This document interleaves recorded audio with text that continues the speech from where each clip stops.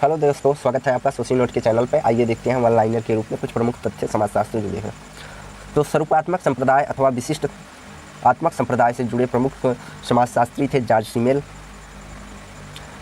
Simmel. इसके प्रतिपादक थे और इसके समर्थक मैक्स वेबर, वानविज, वीरकांट, इस्माइल टानीज, रास, पार्क एंड बर्गेस थे।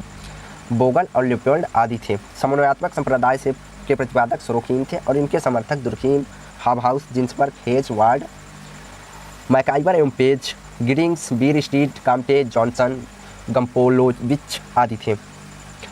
तो मान्यता, समाजशास्त्र को एक विशिष्ट विज्ञान बनाने की अपेक्षा एक समान विज्ञान बनाने के पक्ष में है। समन्वयात्मक संप्रदाय संपूर्ण समाज का अध्ययन करता है। स्वरूपात्मक संप्रदाय की मान्यता, समाजशास्त्र को विशिष्ट सामाजिक संबंधों के स्वरूपों का अध्ययन करने पर बल देता है। समाजशास्त्र की विषय सामग्री के रूप में समाजशास्त्र एक इमारत अर्थात भवन के समान है, यह कथन मोटवानी ने कहा था। समाजशास्त्र के सामाजिक व्यवस्था एवं प्रगति का अध्ययन करने वाला विज्ञान माना है, अर्थात किसने माना है? समाजशास्त्र को सामाजिक व्यवस्था एवं प्रगति का अध्ययन करने वाला विज्ञान अगस्त काम्टे ने माना है। अगस्त काम्टे सामाजिक स्थितिकी और सामाजिक गतिकी विज्ञान दो रूपों में समाजशास्त्र को विभाजित करते हैं। दुर्खीम ने इन्हें तीन रूप में विभाजित किया है: सामाजिक रचनाशास्त्र या स्वरूप शास्त्र, सामाजिक शरीर शास्त्र या सामान्य समाजशास्त्र के रूप में दुर्खीम ने विभाजित किया समाजशास्त्र को। एलेक्स इंकल्स व्हाट इज सोशियोलॉजी अपने पुस्तक में इन्होंने इसे तीन भाग में विभाजित किया: अनुभविक, ऐतिहासिक तथा विश्लेषणात्मक। अगला, लेस्टरवार्ड ने समाजशास्त्र को शुद्ध एवं व्यवहारिक समाजशास्त्र के रूप दो भागों में विभाजित किया है। टॉनिज ने इसे तीन भागों में विभाजित किया है: विशुद्ध समाजशास्त्र, व्यवहारिक समाजशास्त्र, प्रायोगिक समाजशास्त्र। चैंपियन ने समाजशास्त्र को तीन भागों में विभाजित किया है: ऐतिहासिक पद्धति, सांख्यिकी पद्धति एवं पर्यवेक्षक पद्धति का अध्ययन करने वाला विषय बताया है। जॉर्ज सिमेल ने इसे सामान्य समाजशास्त्र, दार्शनिक समाजशास्त्र एवं स्वरूपात्मक समाजशास्त्र के रूप में देखते हैं। कार्ल मैनहीम ने इसे तीन: सामान्य समाजशास्त्र, ऐतिहासिक समाजशास्त्र और व्यवस्थित समाजशास्त्र के रूप में विभाजित किया है।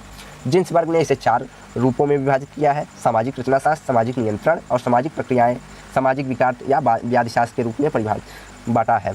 सोरोकिन ने इसे तीन प्रकार से देखा है: सामाजिक घटनाओं के संबंधों का अध्ययन करने वाला, सामाजिक जीवन के अन्य कारकों के प्रभावों का अध्ययन करने वाला तथा सामाजिक जीवन के विशेषताओं का अध्ययन करने वाला विषय बताया है।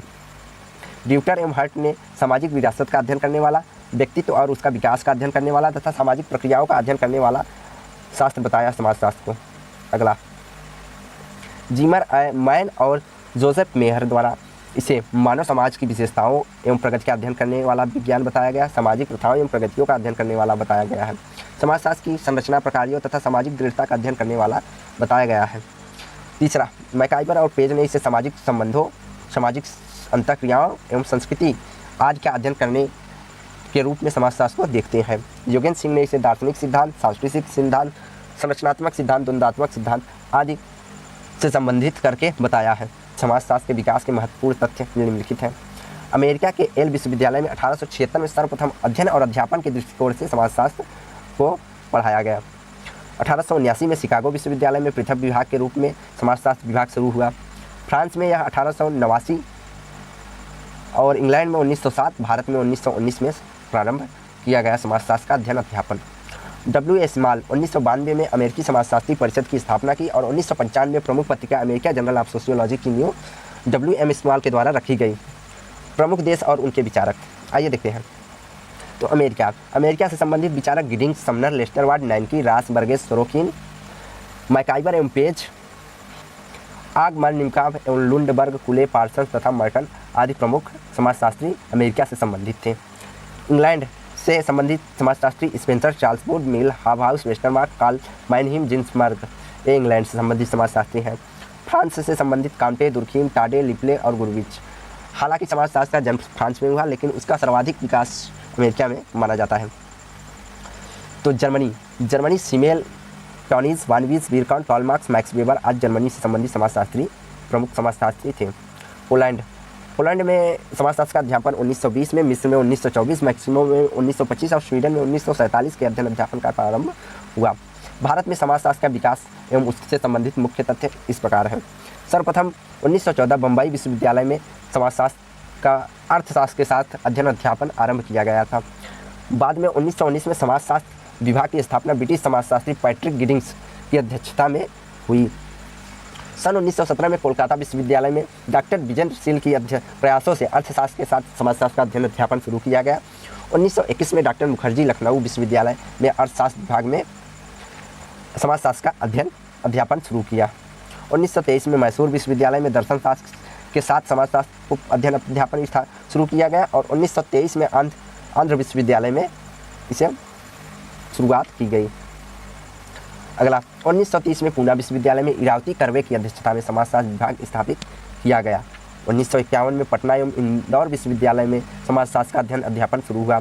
1954 में बड़ौदा, 1958 में उस्मानिया विश्वविद्यालय में समाजशास्त्र का अध्ययन अध्यापन शुरू हुआ।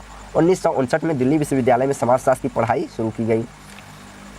आइए देखते हैं प्रमुख भारतीय समाजशास्त्री कौन कौन थे और उनसे संबंधित कुछ तथ्य। ए अय्यप्पन सोसाइटी इन इंडिया पुस्तक लिखी थी इन्होंने। डॉक्टर एस सी दुबे सागर विश्वविद्यालय के विभागाध्यक्ष थे। जी एस घुरिये भारत में समाजशास्त्र के पिता कहे जाते हैं। डॉक्टर एम के Kabadia marriage and family in India प्रमुख पुस्तक थी इनकी। हिंदू किंसिप इनकी प्रमुख पुस्तक थी। यह प्रमुखतः भारत में नातेदारी के अध्ययन के रूप में फेमस है। अगला D P Mukherjee kinship system in India, इन्होंने नातेदारी का अध्ययन करके प्रमुख पुस्तक किंसिप सिस्टम इन इंडिया लिखी। डी.पी. मुखर्जी परंपराओं एवं मूल्यों को प्रमुख मानते थे, जोर देकर अध्ययन करने भारतीय समाज का अध्ययन किया है। Doctor DN. मजूमदार भी नातेदारी से संबंधित अपने अध्ययन के लिए प्रसिद्ध हैं। परिवार एवं नातेदारी का अध्ययन किया। डी.पी. मुखर्जी को भारत का मार्क्स कहा जाता है और राधा कमल मुखर्जी को मूल्यों के समाजशास्त्र के लिए विश्व प्रसिद्ध रूप में से जाना जाता है। पी.एच. प्रभु बम्बई विश्वविद्यालय के अध्यक्ष रहे। R.A. Saxena general of social science नामक पत्रिका का प्रकाशन R.S. सक्सेना ने किया। योगेंद्र सिंह अखिल भारतीय समाजशास्त्री परिषद के अध्यक्ष रहे। M.N. श्रीनिवास संस्कृतिकरण, पश्चिमीकरण, लौकिकरण, प्रभुजात एवं फैलाव की अवधारणाओं का विकास M.N. श्रीनिवास ने भारत के अध्ययन करने के पश्चात दिया है। इन्हें M.N. श्रीनिवास को अवलोकन पद्धति अर्थात सहभागी पद्धति से संबंधित जनक माना जाता है।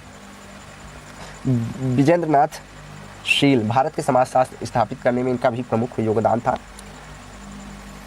अगला नर्मदेश्वर प्रसाद का कुलीनीकरण की अवधारणा के लिए प्रसिद्ध है। Doctor A.R. देसाई ग्रामीण समाज के अध्ययन के लिए प्रसिद्ध है। टी.के. उम्मन मेडिकल सोशियोलॉजी लाने का प्रयास किया इन्होंने। समाजशास्त्र एवं मनोविज्ञान के संबंध में मैकाइवर एवं जिन्सबर्ग, बुथवर्थ एवं मास ने समाजशास्त्र एवं मनोविज्ञान का संबंध बताया है।